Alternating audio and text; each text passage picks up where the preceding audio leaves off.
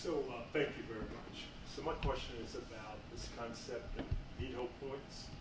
As you talked, I couldn't help but think about how that concept works, for example, around healthcare reform and the responses from some of the states, that is to say, state houses and governorships controlled by parties that are resistant to healthcare.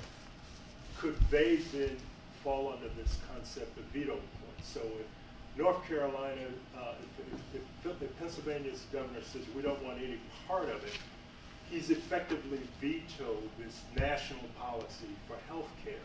And so the effect of this good social policy, from my perspective, in my non-pen time, I volunteer a lot for the Children's Defense Fund, so I have a certain perspective here. There's a veto point there where it really doesn't get to the people needed, the kids in rural areas and urban areas in the state of Pennsylvania.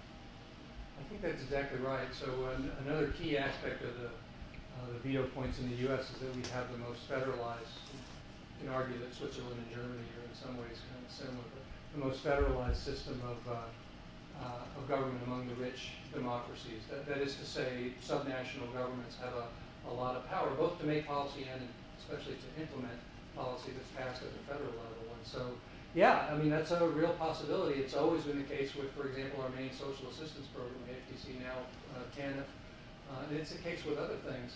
I mean, Julia could probably talk with a lot more expertise than I can about the details of the implementation of the healthcare reform.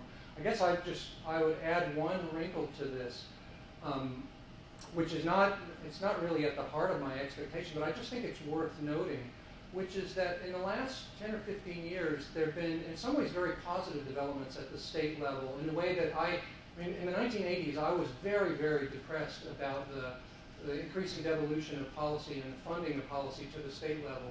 And the fact that we now have an awful lot of states with a minimum wage, for example, that's higher than the federal one, with an earned income tax credit that supplements the federal earned income tax credit.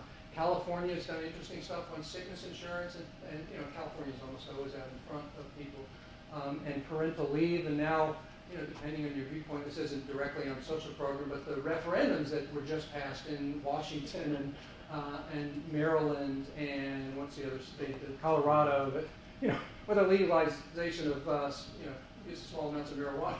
This had nothing to do really with what I'm arguing, but the point is that there is scope also for progressive movement at the state level, and you know, the worry is that what that means is we get a much more bifurcated country.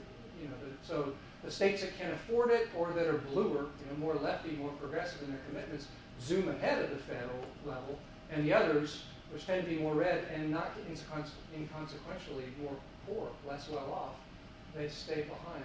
It's a real possibility and a real concern. Yeah, I think that's right on target.